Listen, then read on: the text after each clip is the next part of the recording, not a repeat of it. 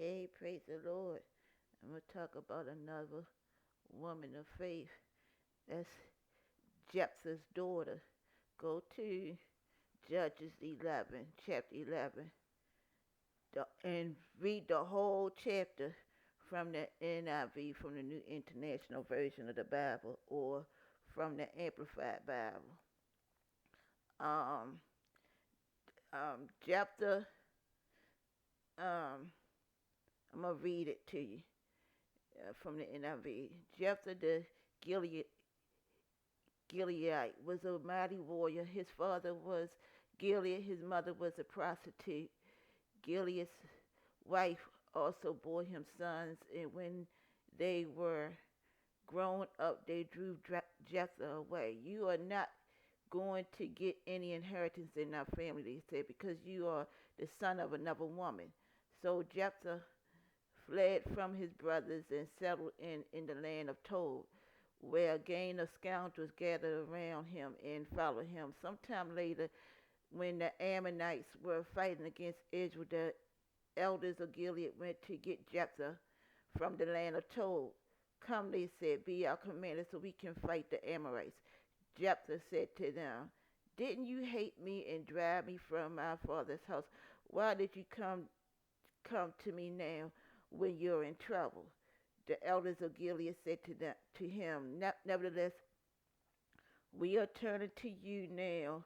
Come with us to fight the Ammonites, and you will be head over all of us who live in Gilead. Jephthah answered, suppose you take me back to fight the Amorites, and the Lord gives them to me. Will I really be your head?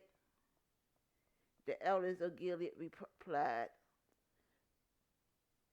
the Lord is our witness, we will certainly do as you say. So Jephthah went with the elders of Gilead, and the people made him head and commander over them, and he repeated all his words before the Lord in Mizpah.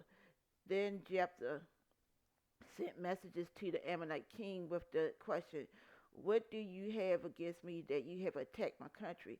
The king of the Ammonites answered Jephthah's messengers, when Israel came up out of Egypt, they took away my land from the Arnon to the Jabbok, all the way to the Jordan.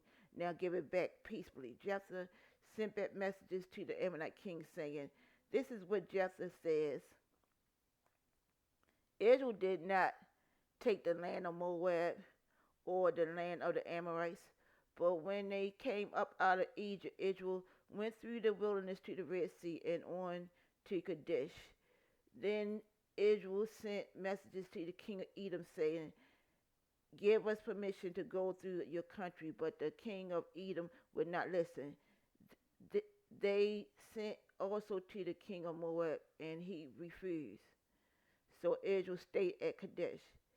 Next, they traveled through the wilderness, skirted the lands of Edom and Moab, passed along the eastern side of the country of Moab, and camped on the other side of the Arnon. They did not enter the territory of Moab, for the Arnon was its border. Well, they tried to get over on him, Jephthah, the Ammonite king. He tried to get over.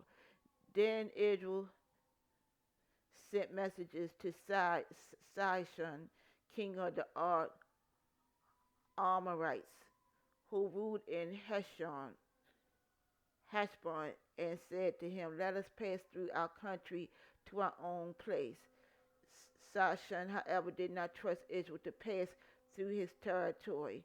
He mustered all his troops and encamped at Jahaz and fought with Israel. Then the Lord, the God of Israel, gave Sihon and his whole army into Israel's hands, and they devastated them.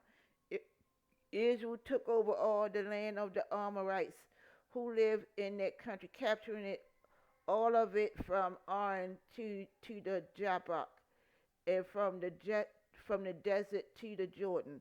Now, since the Lord, the God of Israel, has driven the Amorites out before his people Israel, what right have you to take it over? Will you not take what your God Shamath gives you? Likewise, whatever the Lord our God has given us, we will possess. Are you any better than Balak, son of Zippor, king of Moab? Did he ever quarrel with Israel or fight with them? For 300 years, Israel occupied Heshbon, Ariel, the surrounding settlements, and all the towns along on it. Why didn't you retake them during that time? I have not wronged you, but you are doing me wrong by waging war against me. Let the Lord the judge decide the dispute this day between the Israelites and the Amorites. The king of Ammon, however, paid no attention to the message Jephthah sent him. The Spirit of the Lord came on Jephthah. He crossed Gilead and Manasseh, passed through Mizpah of Gilead, and from there he advanced against the Amorites. And Jephthah made a vow to the Lord. Okay, this is where he went stupid. Okay, this is when he really messed up. You see how he negotiated, and you know he he had all this to say to the Amorite king, but this way he really jacked everything up. Okay, and Jephthah made a vow to the Lord: if you give the Amorites into my hands, whatever comes out of the door of my house to meet me when I return in triumph from the Amorites will be the Lord's, and I will sacrifice it as a burnt offering. Then Jephthah went over to fight the Amorites, and the Lord gave him into his hands. He devastated 20 towns from Ariel to the vicinity of Manasseh, as far as Abel Carimium. Thus Israel subdued Ammon. When Jephthah returned to his home in Mizpah, who should come out to meet him but his daughter, dancing to the sound of timbrels? She was an only child, except for her he had neither son nor daughter. When he saw her, he tore his clothes and cried, "Oh no, my daughter! You have brought me down, and I am devastated. I have made a vow to the Lord that I cannot break." "My father," she replied, "you have given your word to the Lord. Do to me just as you promised. Now that the Lord has avenged you of your enemies, the Amorites. But grant me this one request," she said. "Give me 2 months to roam the hills and weep with my friends, because I will never marry." She more concerned about not marrying instead of dying, because he made a vow to kill her, to offer up as a burnt sacrifice. And she worried about her she worried about her rigidity. Okay. "You may go," he said, and he let her go for 2 months. She and her friends went into the hills and wept because she would never marry. After the 2 months, she returned to her father, and he did to her as he vowed, and she was a virgin. From this comes the Israelite tradition that each year the young women of Israel go out for 4 days to commemorate the daughter of Jephthah, the Gileadite. Okay, I'm gonna put a video in the description from Bible Unboxed, and I hope you enjoy that video from them. They give more detail, more backstory, and more detail about Jephthah and about Jephthah's daughter. What I get out of this story is that he made a rash, real ignorant, real stupid vow, real stupid vowed to God, and um and she was the hero for making him keep his vow, even though it was stupid. You know, it, it kind of reminded me of Abraham when God told Abraham to sacrifice Isaac. But at least with that, he provided a ram in the bush. You know, if I was her, I don't think I would have did that. I would say, okay, wait a minute. You know, you remember our forefathers Abraham. You remember Abraham? God provided a ram in the bush. Why you uh, just because you did something stupid, you made an irrational vow.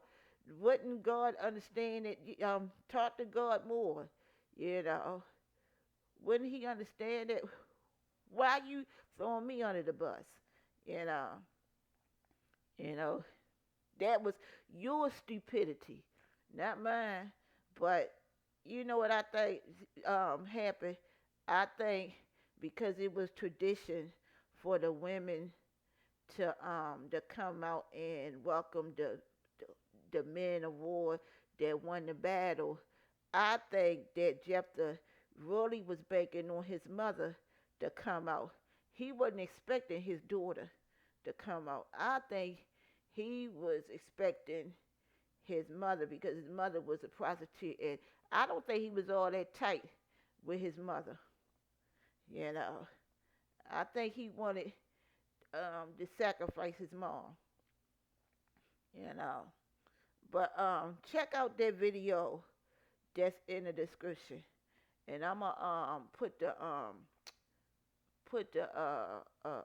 link to the Bible verse to the link to the NIV uh, version of the chapter.